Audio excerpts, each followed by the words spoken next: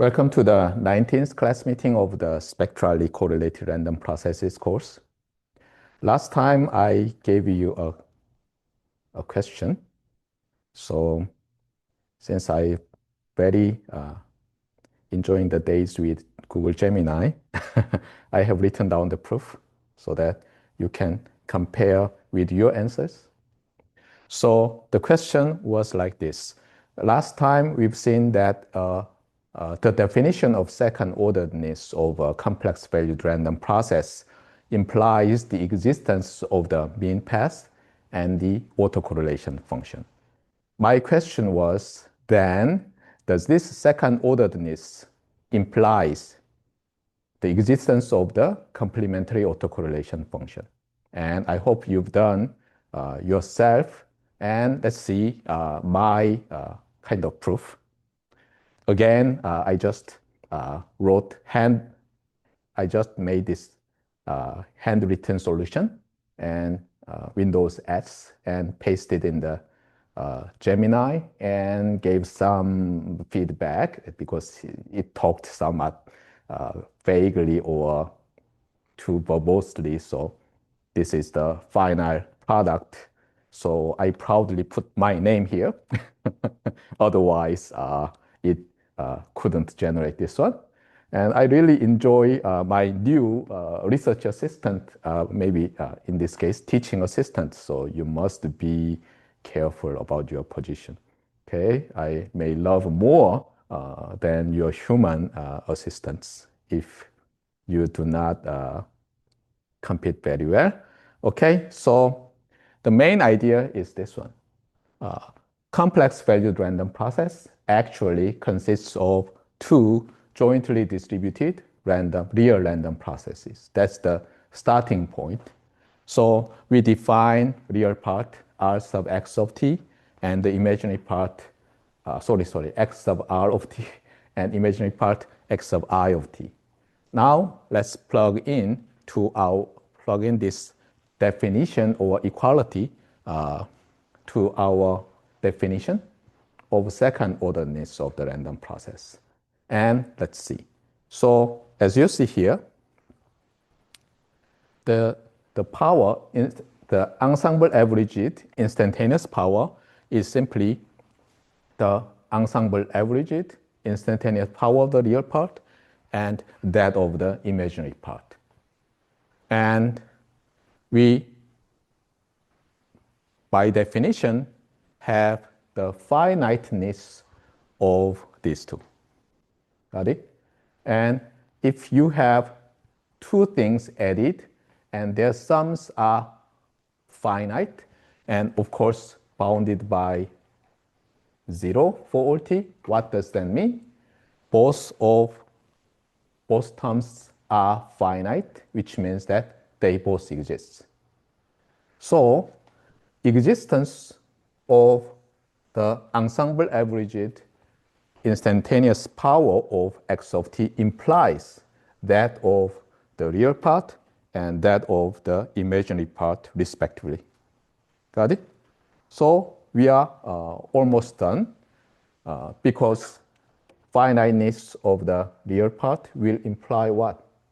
The existence of the autocorrelation function of the real part. And also finiteness of this power for all t will imply the existence of the autocorrelation of the imaginary part. So our question will be,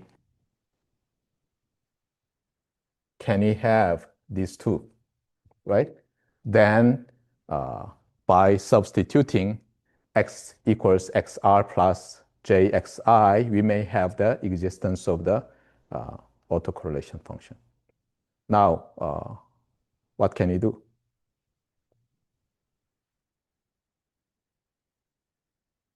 So this part seems actually not written. Okay, why it skipped? Yeah, I kind of try to call it as he or she, but I will try to call it it. Yeah, but anyway, let me see. Okay, just a second. Yeah. Okay, it seems that the Gemini missed my proof about the cross correlation between real and imaginary part. So let's see this one. And we again and again use the Schwarz inequality. That's the key. So here is the kind of inner product between real and imaginary part squared, which is upper bounded by the real part squared expectation and imaginary part squared expectation. And we've just seen that the right-hand side two factors exist for all t. What does that mean? The cross correlation function between the real and imaginary parts exists for all t1 and t2, right? So we have four terms all exist, which implies our complementary autocorrelation function expanded by this one, consisting of these all four terms, all existing. So we are done. Got it? So do you see the power of Schwarz inequality in proving everything? So second orderness, in summary, implies the existence of the mean function or mean path of the random process, as well as the existences of the autocorrelation and complementary autocorrelation function. Yeah, I'm kind of disappointed with it. Yeah. How come it missed this part? Anyway, I will update it after typing. I'm quite disappointed with you, blah, blah. Okay. Okay, and as I promised, let me talk more about the mean square periodic and Y-sense periodic random processes, even though the half of the discussion is already presented. Got it? Why, by the way, I suddenly talk about this one? Because since we've covered papers, research papers only, it seems that we lack of organized theory. That's why I'm kind of inserted these series of class meetings. So let me tell you about the key idea of this entire course. So I said spectrally correlated random processes. Of course, second order random processes. Now you understand what's the significance of this quantifier, complex valued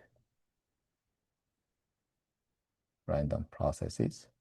So now you know what is a second order random process and its implication, what is a complex valued random process, but still vaguely have this spectrally correlated, this quantifier. What does that mean?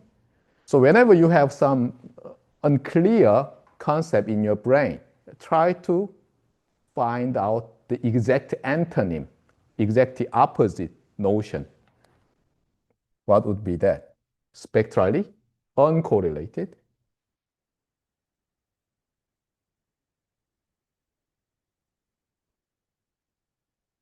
What does that mean? Spectrally uncorrelated means that you start from the autocovariance function, right? And of course, you may add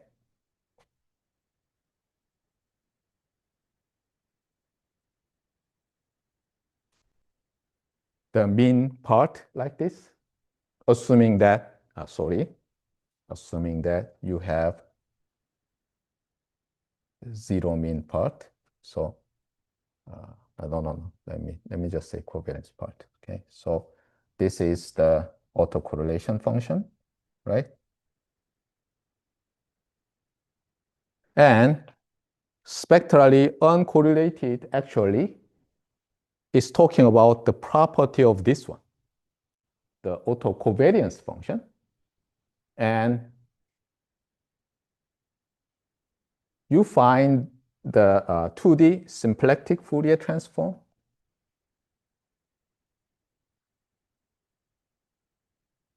By the way, I found that sometimes I used I here. That's totally wrong. Y is correct. Yeah. Then you have something like this. Here, x tilde of t is defined as the zero mean part. Got it? So you have zero mean parts kind of by frequency spectrum. Got it? And also, let me use hat. Sorry about that. Hat. And also, from the complementary autocorrelation function, you can also have what? The complementary bi-frequency spectrum of the zero mean part. Now, we can define the spectral correlation using these two functions.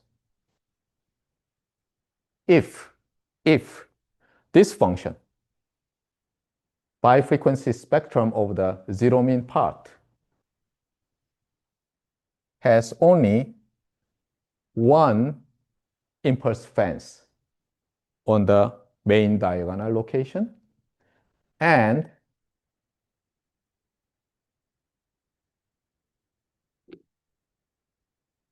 how to say that, this skew diagonal, anyway, for the complementary bi-frequency spectrum, only on that f1 equals negative f2, then they are spectrally uncorrelated. All the other cases means we have spectral correlation. What does that mean? This is, by definition, second order stationarity. Got it? By the way, second order stationarity includes proper complex Wisen cyclostationarity, right? Because in that case, the height of this impulse fence is 0. That's okay.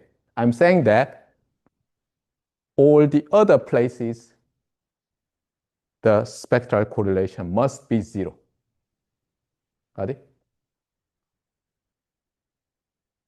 So basically, we are saying that here is the set of all complex valued second order random processes.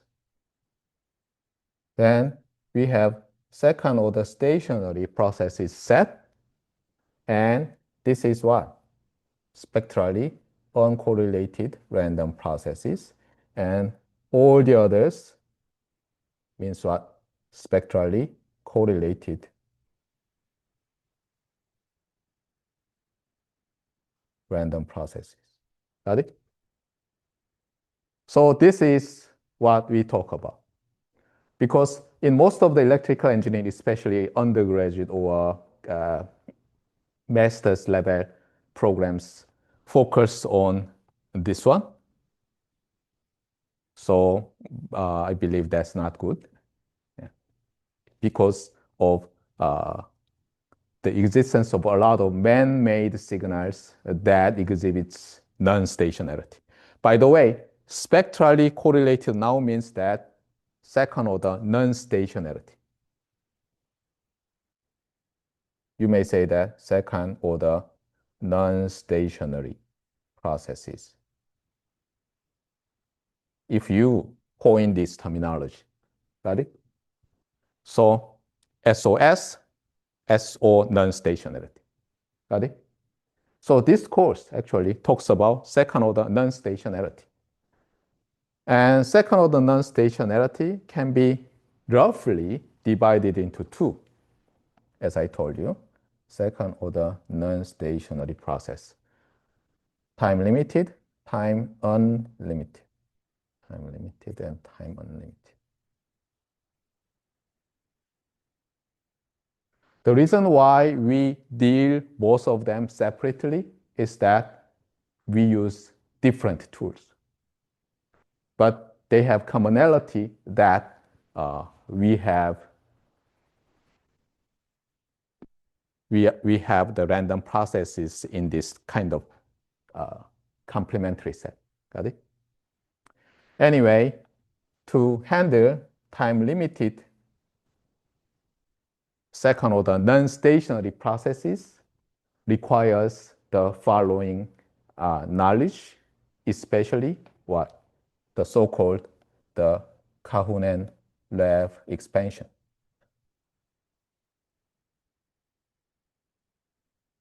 Of course, sometimes our tools will talk something about stationary processes because the tools, the results are actually applicable, actually simplifies when we assume stationarity, second-order stationarity. Got it? So anyway, so let me quickly review the relation between mean square periodic and Y-sense periodicity. And of course, there are many things to be discussed if we have enough time, but you have just need to remember just the one thing. That's not that important. But anyway, I wanted to be specific. So we have the second order random process again in order to have a well-defined mean path and the autocorrelation function. And here goes the definition of the mean square periodicity, not convergence. I'm really disappointed. Yes, period. Yeah, it seems that it hallucinated a lot. Anyway, by the way, what does this mean if we restrict to t equals 0 and t equals possibly some capital T here? Because capital T is period, we choose arbitrarily 0 and t. So here's 0 and here's capital T. What do we have? What does this mean? At a specific time, this is a random variable. Random variables, complex value random variable square equals 0 means that actually that random variable equals 0 almost surely, or with probability 1, which means that statistically they are exactly identical random variables. I'm not talking about they have the same distribution. It is implied. They result in the same thing. For example, suppose I have two random generators in my different pockets, and it shows 0 over 1, it shows 0 over 1. With the probability 1 equality means that they show the same zeros or same ones always, okay? If we have just they are equal in distribution, means that in this case, 0 with the probability p and 0 with the probability p, but they may be independent or correlated somehow. Do you see the difference? So this extends to 2t and negative t and something. So you have probably only need to focus on this interval of length t, excluding the equality here, because the random variable here is the same, identical to the random variable at here. Got it? So you have exact equality, almost sure equality in mean square periodicity. Now suppose you have mean square periodic random process, but you replace. So suppose you have x of t equals x of t plus t in the mean square sense, which is exactly the same as this definition. But you have x head of t by replacing these identical random variables, for example, with IID random variables. Got it? Then you may construct x hat.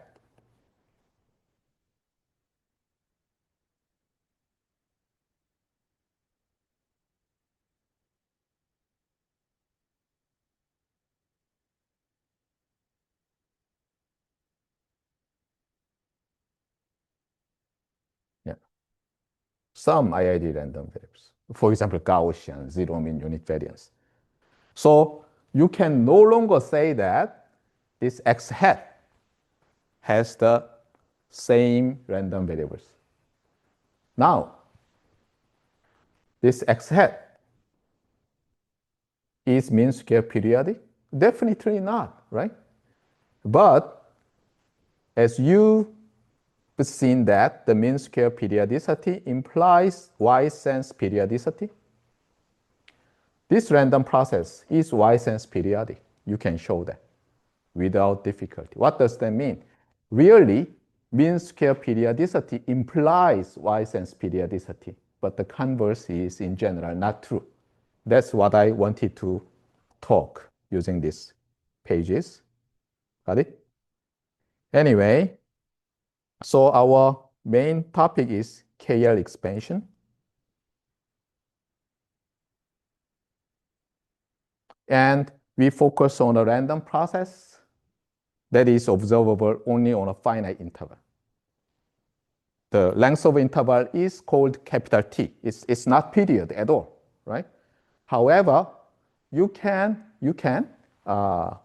periodically extend this random process to have a almost mean square periodic random process. The problem is that if you have 0 to capital T exactly, then when you periodically extend, if you don't have the same almost sure equal random variables at T and capital T and 0, then you have the problem. You cannot extend it, right? So I would rather say that one, like, okay, we have an observation of a random process from 0 inclusive to capital T exclusive, something like that. Then periodic extension would be no problem. However, that also gives us some trouble. So many of the textbooks assume that actually we have almost sure equality at 0 and T and just expand. In that case, our periodically extended version is actually mean square periodic. Anyway, so be careful when you do mean square periodic extension, but in the following discussion, we will assume that x0 and xt are equal, almost surely. Now, the question is, can we use our ordinary tool of power spectrum to analyze the spectral correlation of this random process? Unfortunately, we can't do that because our power spectral density definition assumes that the sample passes of the random process has infinite energy, but finite power, something like that. But when we have finite time observation, our sample path is also finite, and we have some problem. So first approach would be we just use the energy spectral density and its extension for the two variable function without taking the limit in the definition as in the definition of ordinary power spectral density. Then it can be viewed as you originally have some random process. You only observe finite interval. So you put a window, which means that you have a filtered version of the random process, something like that. But this may not be a good approach for such a random process. Then what do we do? So here we kind of stick to the Fourier basis, right? But here, we do not. We just forget about Fourier basis. And the reason is that for a non-stationary random process, if you expand this finite interval x of t using Fourier series type approach, you have correlated random variables as the coefficients. So let's see. So suppose you have a sample path that is also on this interval. What can you do? Assuming that you have the identical x0 and xt. You can periodically extend, right? And try to find some representation like this. Now, you do this for all sample paths. Then eventually you will have some idea like this. Okay, I may find some random variables C that satisfies this equality, right? So this is the idea of Fourier series. Of course, you can do that, but the problem is that these C sub k's may have very, very complicated correlations among each other. Then what can you do? That is the idea of KL expansion. Let's forget about Fourier basis and try to find new basis by solving the, as I told you, Fred-Hoelem integral equation.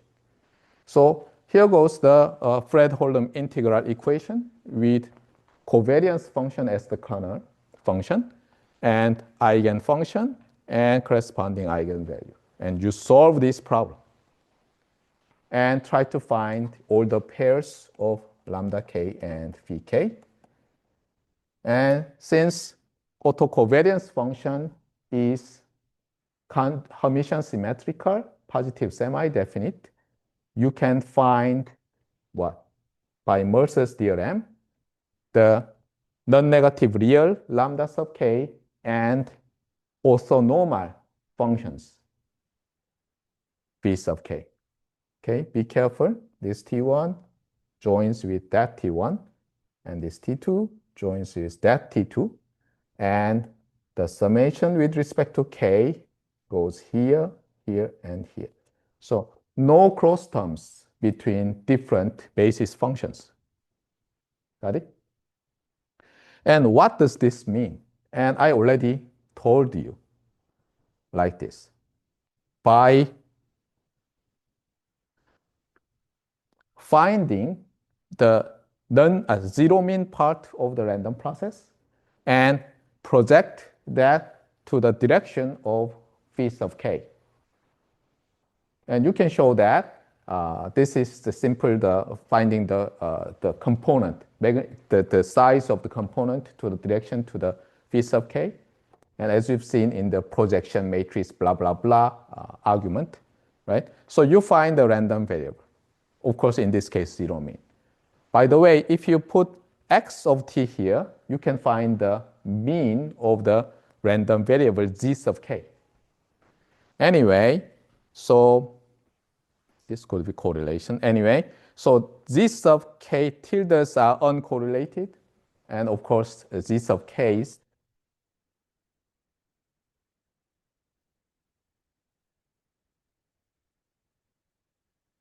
they are also uncorrelated, right? Because if you subtract and then you have. So anyway, you have this uncorrelatedness of the random variables z sub k. And you can use this one to convert x of t possibly into a sequence of random variables.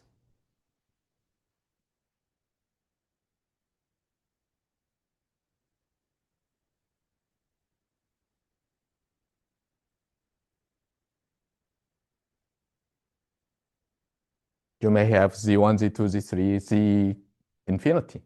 Got it? So in principle, this KL expansion implies that you can rewrite random process, time-limited random process as what?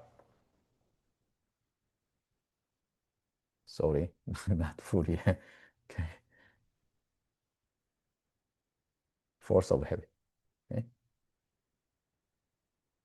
Very similar to the Fourier series, but no longer the Fourier basis, but the orthonormal basis functions, what you just have found by solving the Fredholm integral equation. Got it? The good thing with this expansion compared to the Fourier expansion, Fourier series, is that what? The coefficients are uncorrelated random variables. Especially when x of t is Gaussian, then we have independence, as you all know. Got it? In that case, every derivation of any estimator or detector can enjoy the independence of the random variables. Got it? So in this way, you may say like this. Okay, here is the k-axis. We numbered from 1. And you may say that here is the power of the coefficients. That may serve as a power spectrum. Got it? So you have some value here, value there, value there, value there, value there. Of course, this numbering may be arbitrary. That's the problem. But anyway, it well serves as the power spectrum. Because if you add them up, then you have what? You have the total power. You can show that. Got it? Anyway, interesting link between Fourier series and KL expansion occurs when our time-limited random process is actually Weissen's stationary. Then your autocorrelation function, autocovariance function is a function of T1 minus T2. In that case, your Fourier basis is one of the possible bases that allows you orthonormal expansion. So in that case, you can use Fourier basis for the analysis. Got it? So the KL expansion reduces to or can be simplified to Fourier series if you have stationarity. But general non-stationary random process cannot enjoy the Fourier series representation because of the correlatedness of the coefficient random variables. Got it? So, yeah, you read these things about the special case. Now,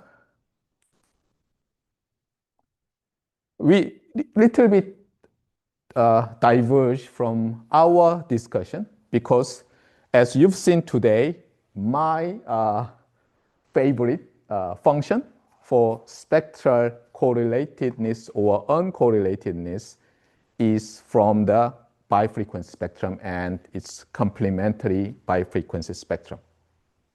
However, there are other functions electrical engineers love. even though, this is very important, even though they are not much useful in the analysis of cyclostationary random processes. However, if you've seen some books or, for example, the Dr. Gardner's that cyclostationarity edited book also uses so-called spectrum correlation function or something like that. And actually, that is closely related to what I'm going to tell you. So probably you've seen some figures in the book talking about, hey, if we use this tool and visualize the magnitude scale of this function, then we can easily somehow identify whether the digitally modulated signal is QAM signal or BPSK signal or MSK signal, something like that. I don't like that argument because as the Professor Gardner also says, that metric has some, how to say that, redundancy or how to say that, some unclearness when we talk about the kind of classification or something. And the vectorized Fourier transform and related fresh vectorizer actually transforms the random process, cyclostationary random process, for example, proper, to wide sense stationary vector random process. That tool is actually very, very simple and clear when we discuss and develop everything. So I really love this harmonic series representation of a cyclostationary random process. But anyway, let me introduce something like Wigner-Weil distribution. By the way, related definitions would be Wigner distribution function.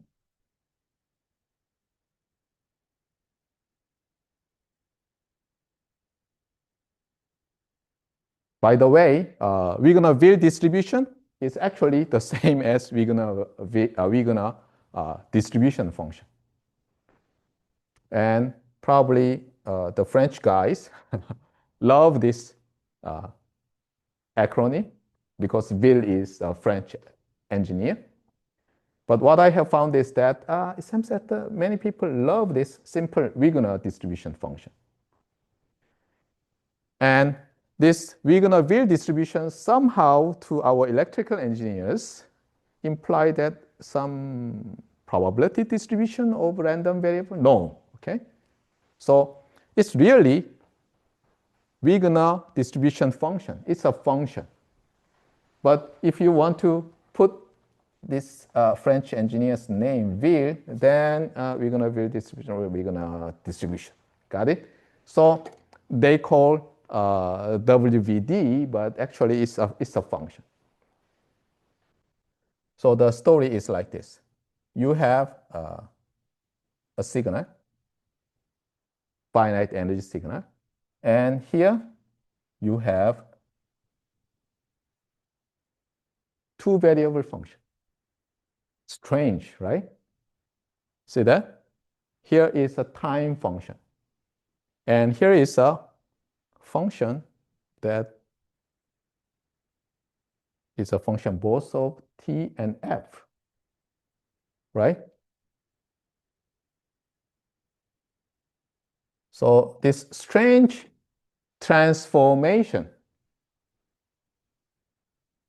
is the kind of start point of today's discussion. And this also extends to random process. That's why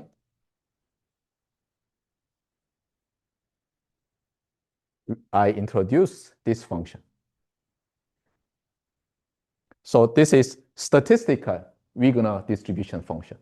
And this is kind of deterministic counterpart.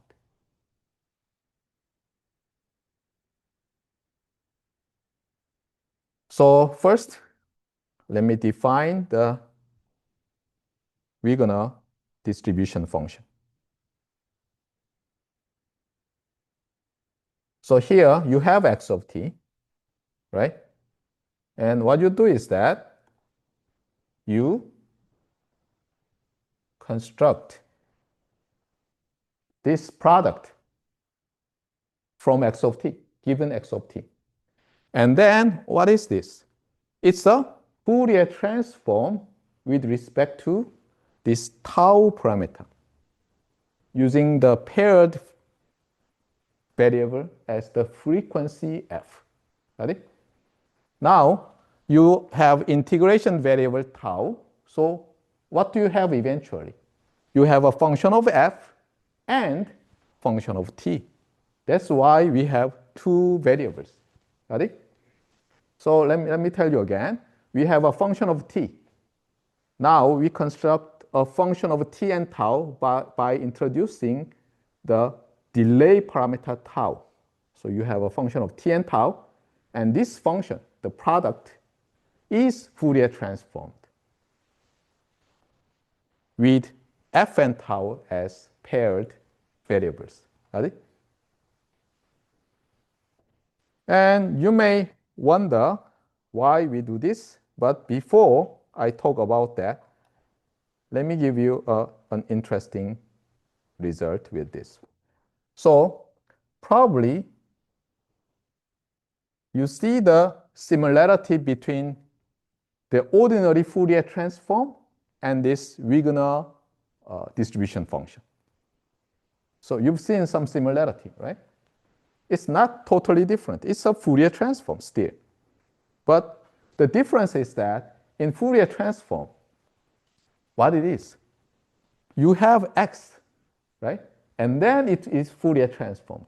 Here, x itself is multiplied by its conjugate, of course, with different delays. And then Fourier transformed with respect to tau. Anyway, there is similarity. We know that.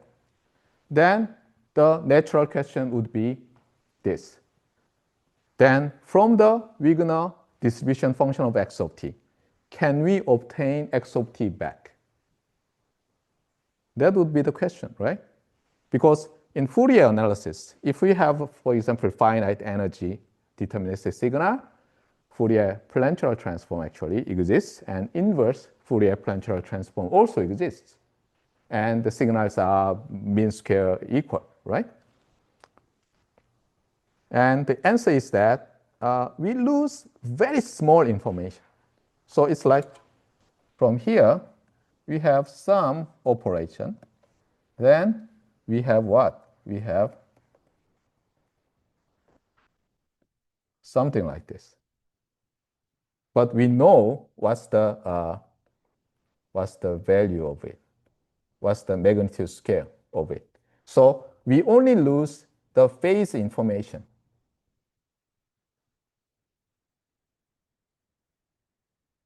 Of course, here I assume that we have non-zero x0 because we divide it by x0 conjugate. Got it?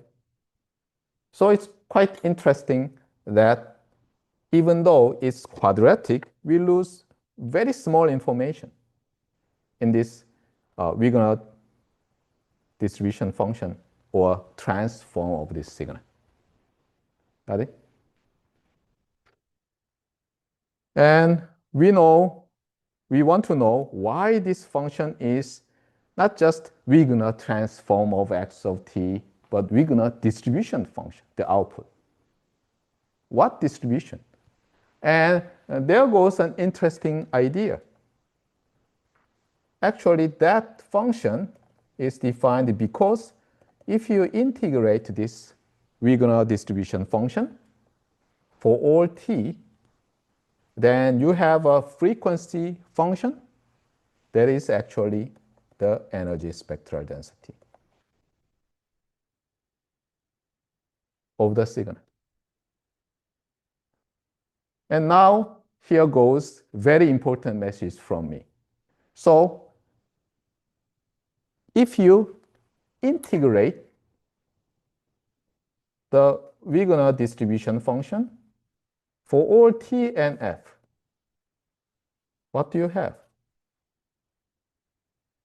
You have the energy, right? Because of the Parseval's relation. So if the upper relation is correct, then the next one is also correct. So double integration of Wigner distribution function is the energy, and this function is a function of t and f. what do you want to say? What do you want to expect from this property? Possibly, this Wigner distribution function shows the distribution of energy spectrum at each t. As I told you in the last class meeting, energy spectrum and power spectrum loses information about t because of its kind of time averaging effect. But this result very tempts us to say that, hey, it could be, the Wigner distribution function could be providing the energy distribution. That's the origin of distribution in its name, of the energy spectrum. Got it? So you see, if this function provides the instantaneous energy spectrum, then if we integrate them, we will have energy spectral density. And if we integrate it with respect to f, we will have energy. Wow! That is totally incorrect.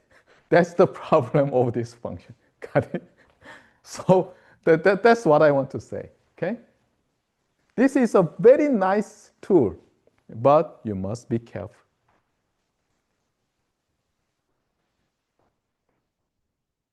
And I want to show you why we have this problem. Anyway, let's quickly browse the document. You can read it, and I now can tell you that, hey, quasi rigorous document is provided. You read it, and you fill up the gaps, which I could have missed. So let me start from this one. This is motivated by what? Actually, by the claim I told you last time. Suppose you have signal x of t. And what you do is that you consider its autocorrelation function. Now, with the variable tau. So what you do is that given x of tau, if you convolve it with its complex conjugate, and if you Fourier transform it, then what do you have? Here, the variable, this is a function of tau, right? Now, you Fourier transform by introducing the variable f. Then what do you have? You have x of f times x conjugate of f, which is the energy spectrum. Do you remember? Yeah. Same thing motivates us here. So this one is x of t minus tau conjugate dt, if I remember. And it is same as, by the way, this is a function of now tau, right? Because we integrate with respect to t. Be careful, right? And we can shift like this to have the same autocorrelation function.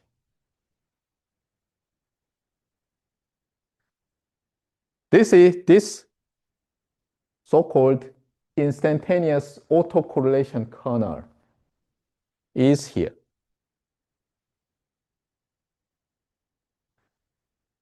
But in order to have this frequency, we need a Fourier transform with respect to tau. That is here.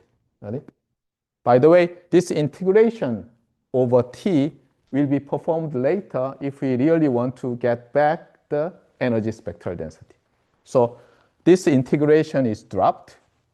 So integrand is put here. And we have the Fourier transform with respect to tau. Got it? That is the idea of this transformation over deterministic signal x. to a function of t and f. Ready? And then you can easily show that this integration with respect to t gives you energy spectrum, as I just told you, right? So it's obvious. And if we integrate over again, then we have the energy spectrum. By the way, let's see why we lose very small information from this transformation. So the Fourier transform of this instantaneous autocorrelation kernel of x of t is the Wigner distribution function. So let's consider the inverse transform, this one. Now, we choose tau equals 0 and t equals 0. Then what happens? Sorry, t equals 0. Am I correct? No. Sorry about that. We integrate with respect to tau, so we choose t equals 0. And yeah, just a second. Yeah, t equals 0 and tau equals 0. Yeah, t equals 0 and tau equals 0. Ready? Then tau equals 0 removes this one. And t equals 0 makes what? You have x0 and x0 conjugate. So you have x0 magnitude squared, which can be obtained by integrating the Wigner distribution function at t equals 0. Got it? If x of 0 is 0, so you don't want to have this division by 0 problem, then you can choose different value for t. For example, you choose t equals 1. At that point, x of 1 is not 0. You still choose tau equals 0. Then you have 1, 1. Okay? So this shows that actually any x of t square equals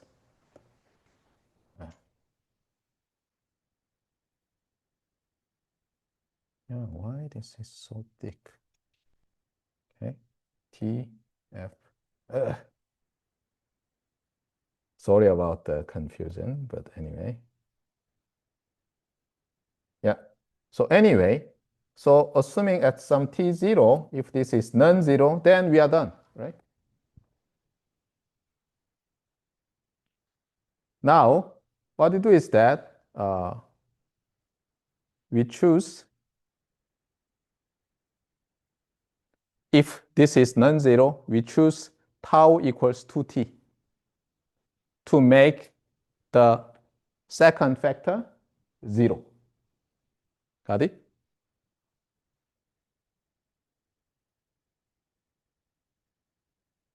So if you substitute tau equals 2t, you have now the argument of the first factor 2t. So you have x of 2t, x of 0 conjugate equals the Wigner-Wille distribution function, Fourier transformed with f replaced by 2f. Now, if you make the change of variable, then what do you have? Just a second, is it correct? Yeah, I believe so. Yeah. So you have this formula. So as far as x0 is non-zero, we assumed, then by integrating, by inverse Fourier transforming the Wigner-Wille distribution function evaluated at t over 2, you have x of t times x conjugate of 0. So you have what? You also know the magnitude of x0. Only the phase ambiguity is there. So you uniquely determine x of t up to e to the j theta factor. Got it? So whenever we have some quadratic something, we lose a lot, like energy spectral density. However, this Wigner distribution function loses very little information about x of t, and still provides some kind of pseudo energy spectrum at instantaneous energy spectrum. Now, why this is not exact energy instantaneous energy spectrum can be easily seen from the example. Where is the example? Okay, seems that the example is here, not in the, in the next document.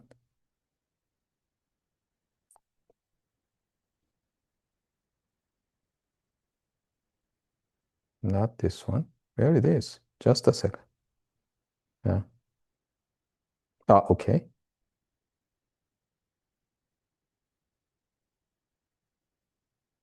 So let me give you an example of rectangular pulse. Okay. So suppose we have a rectangular pulse with time with capital T. It's symmetrical. Now, we know what is the energy spectrum of this signal. What is it? Sinc square, right? Fourier transform is sinc, negative square is sinc square. And it's all non-negative for every f. Now let's find out the Wigner distribution function of this rectangular pulse. And you can easily derive that the Wigner distribution function is what? Is the product of two signals. One is a triangular function.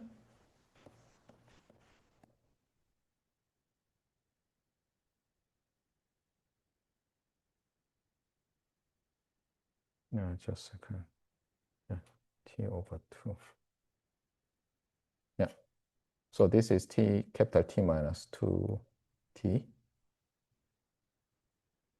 for this one, and 0 elsewhere. So this times sinc function. So in the t-axis, we have triangular function, and we have function of t and f. So for each f, we have sinc of t minus 2t. And what would be the contour plot of this function? And surprisingly,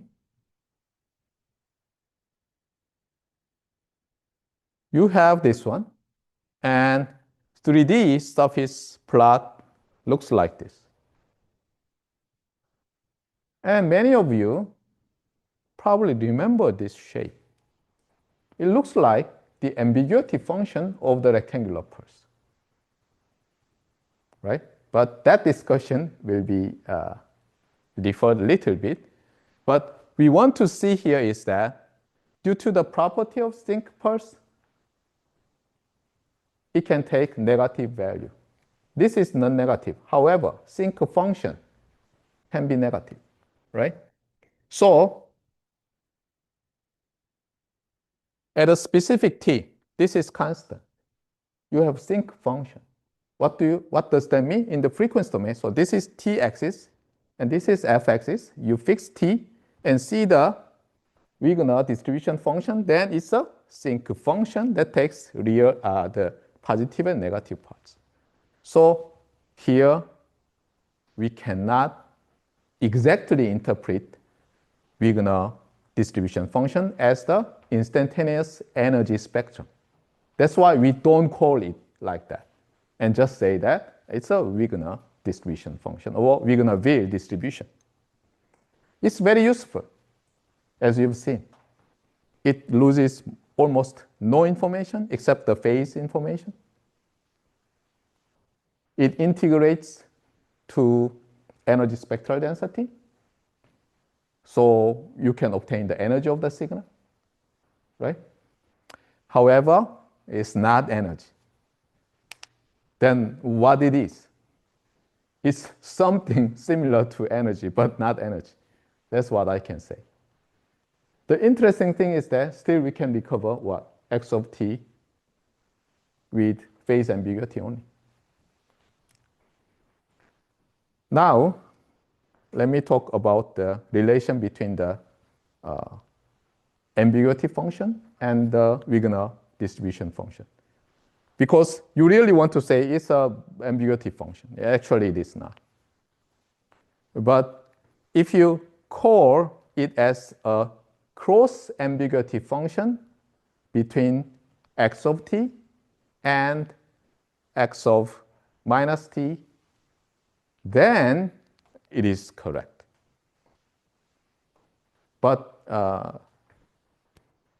let me just skip all the detailed discussion, but just simply tell you, if you have symmetry in x of t, for example, real symmetry.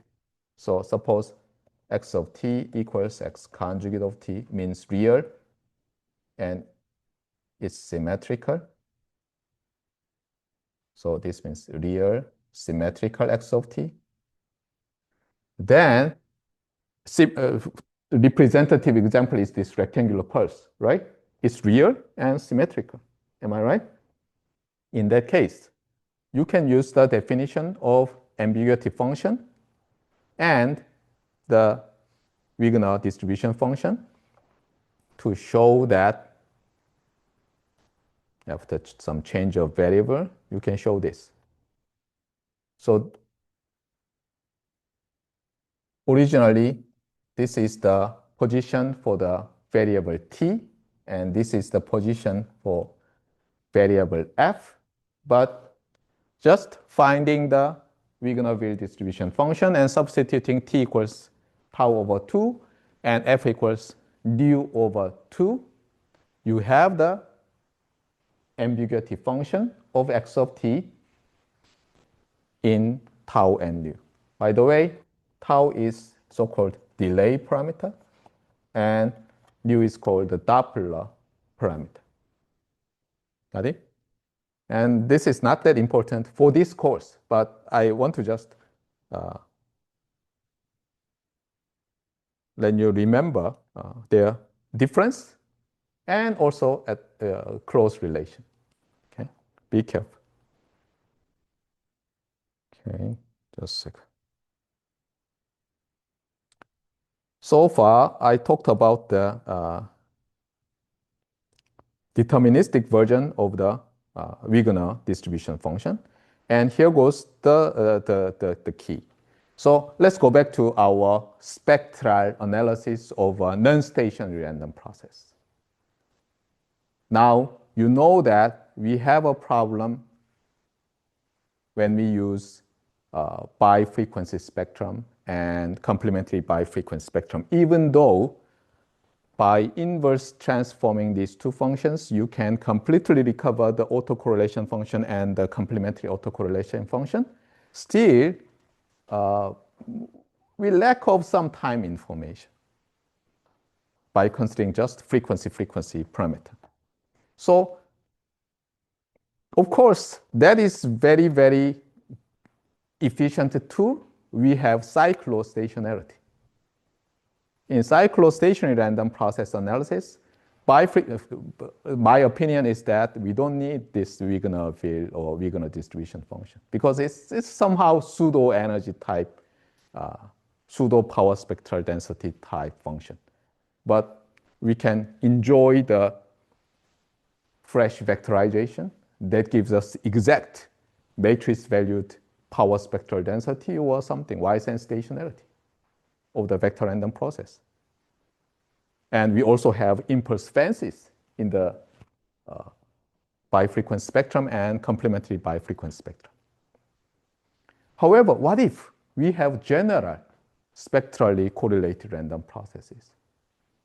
But we want to have anyway somehow some time variable to analyze some spectral contents. In that case, this statistical Wigner distribution function or Wigner Veil distribution may be useful. And actually, some people use it. That's why I introduced this one. Even though my old Korean language version of 2018 course, kind of sister course of this one, never talks about Wigner-Bill distribution function because I don't like it, okay? When we analyze cyclostationary random process. By the way, at that time, the course title was what? Cyclostationary random processes, blah, blah, blah. That's why I never talked about it.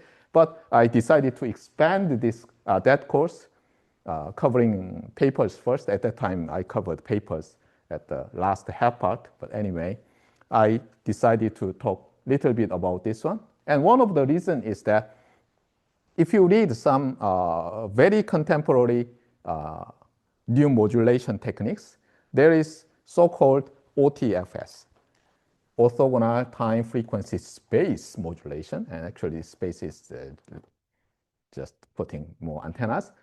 They talk about something like Wigner transform. And this Wigner transformation is related to the Wigner distribution function. So what you do is that you find time frequency function after Wigner transform of signal. Actually, if I name this Wigner transform in a more mathematically correct way, I would say that cross Wigner distribution function, something like that. Because it's not like we have just one signal. We have one more signal. Something like this. And then using these two, we replace our instantaneous autocorrelation kernel, and then we do Fourier transform with respect to delay to have some function of t and f. Got it? Anyway, so this also motivated me to talk about the Wigner distribution function. Anyway, so let's see what people use, not cyclostationary gurus or otakus use. So the only difference is that we have ensemble average in the definition. So we just have, where it is? Yeah, same stuff. Anyway, this is simply expectation of x of t plus tau over 2 times x conjugate of t minus tau over 2. Got it? And this is a kind of autocorrelation function with reparameterization. And this function is called x tilde here. It's not pseudo autocorrelation. Be careful, okay? Would have used hat or something. Anyway, so this autocorrelation kernel, statistical autocorrelation kernel, instantaneous, is used in the definition. So again, you have a function of t and f. And relation with the power spectral density is amazing. As in the relation between energy spectrum and the deterministic Wigner distribution function, we have what? Recall what? Energy spectral density is the Fourier transform. The integration of the Wigner distribution function with respect to t. So you see the difference?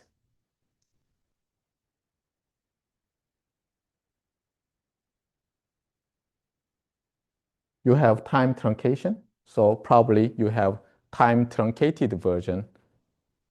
No, you don't need that. Just you have the finite interval, and this one actually similar to that one. And suddenly we have time normalization to have the kind of unit of power instead of unit of energy in the above, right? This is the joules, and this is joules per second and in watts. Got it? So some people, due to this property, are very, very tempted to call this statistical Wigner distribution function as what? Instantaneous power spectral density, which is very, very misleading, as I told you.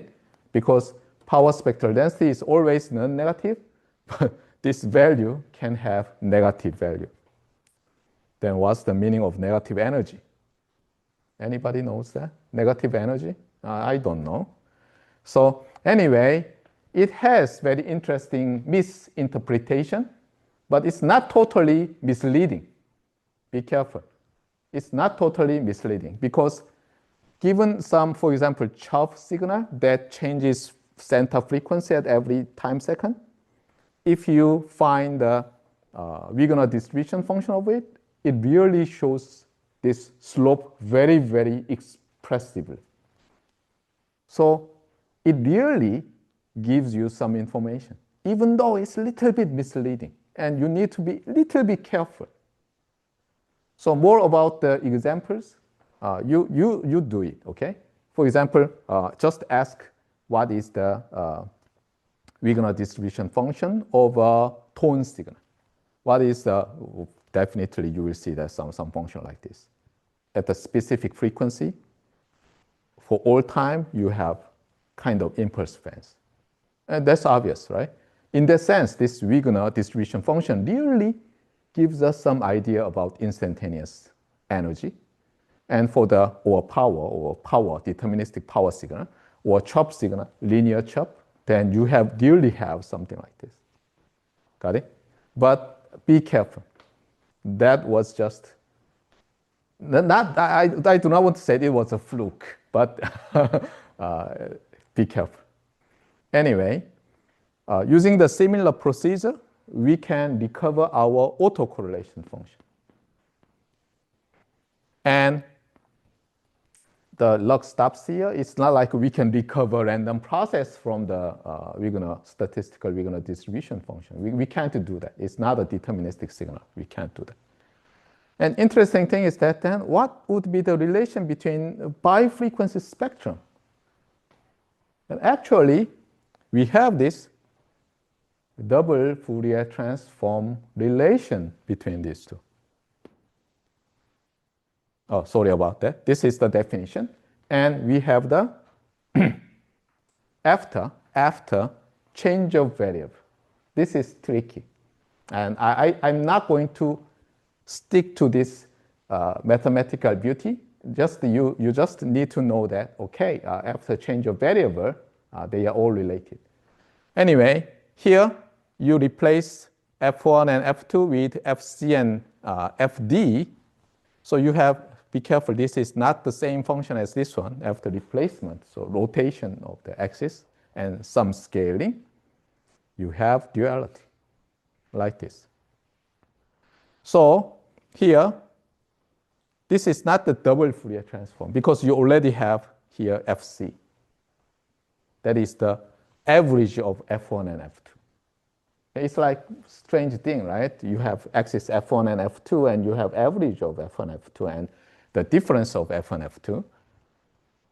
But after the transformation from the Wigner distribution function, by simply one-dimensional inverse Fourier, one-dimensional Fourier transform gives you the reparameterized, rotated, and scaled version of the bifrequency spectrum. And similar definition could be possible for complementary autocorrelation kernel. So even though people rarely define, or as far as I know, no one define the complementary Wigner distribution function, statistical. So why don't you do that and publish? And anyway, I'm serious, right? Anyway, so you can recover the autocorrelation information, and you have duality. So it would be a nice small idea talking about, hey, here goes the idea of complementary Wigner distribution function for improper complex second order non-stationary random process, or including and also specialization to second order cyclostationary random process. In that case, you have impulse phases. They lie in this direction, if I remember correctly. Just a second. No, that direction. If this is T and this is F, due to that, harmonic series representation property, you have impulse fences that will lie this way. So, Wilson, why don't you change your thesis topic today and finish that before a month? Okay, just kidding. Okay, we are over around 3 minutes. Let me quickly wrap up. So anyway, we can write it this way. So here is the autocorrelation function, right? And we have, this means double Fourier transform to have what? Bi-frequency spectrum. Now we slightly change this one.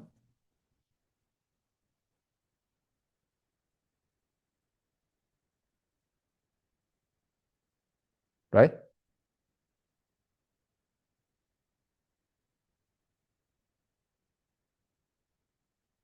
Then what happens?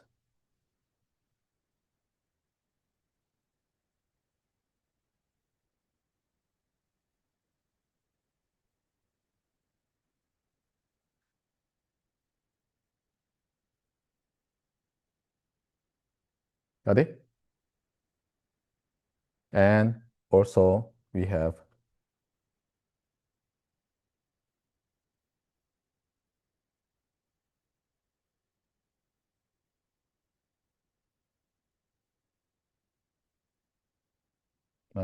is it T? Yeah. So we have these relations. Got it? So if we keep T1 and T2, double Fourier transform pair is the bi-frequency spectrum. So here we replace T1 and T2 like this and define the autocorrelation parameterized by T and tau. Then it's Fourier transform with respect to delay. We have the statistical Wigner distribution function. And here, by performing, of course, after replacing F to Fd, we have the rotated and scaled version of the signal. By the way, what would be here? We have statistical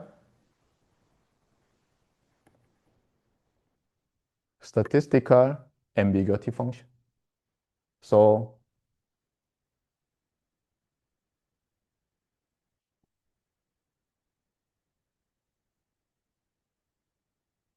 sorry about that. Yeah, we have some relation like this. Got it? So we have 4 signals. Time units, time units. Time frequency, and frequency. Got it? And this type of relation occurs again and again. For example, this is the statistical version, and you have deterministic signal version. You can fill this part up. Got it? And this also holds again for channel, time varying channel. So suppose you have a time varying channel impulse response, especially actually G T tau defined as ordinary linear systems impulse response reparameterized. Then you have something like this. And one of it is some function of T and F and tau and nu and nu and F. Got it? So this type of diamonds with Fourier transform relations occur again and again and again. This is the message I want to convey through today's course. Got it? So this Wigner distribution or Wigner distribution function, statistical version and deterministic version, has been used. And it was its origin is in physics, because Wegener was a physicist who studied I remember the quantum physics. So when he wanted to solve the Heisenberg's differential equation to find the time evolving probability distribution function, he had the interpretation of that one as some kind of time varying density, and probably wanted to do Fourier analysis, and found very interesting result. I do not understand. Anyway, so that was the motivation, and similar work occurs every place in wireless communications and the analysis of random processes, especially non-stationary random process. If the process is stationary, everything's very simple. Power spectrum contains many information. Of course, still it loses time resolution, but it's stationary, right? So you don't lose much. And in the cyclostationarity, again, the transformation to a vector value stationary random process is, I believe, is almost enough. The reason why I say it's almost enough is that we have this problem. Okay? Anyway, I will talk about it later, but in order to motivate you, just think about what would be the difference between zero mean and non-zero mean in the cyclostationarity, especially when you think about bandpass signal, because we are communication engineers. So we have originally a real valued bandpass random process whose complex envelope, down-converted complex version, has, for example, this nice cyclostationarity. But my question is that what would be the property of original real valued bandpass process? Got it? So think about it, and that's all for today.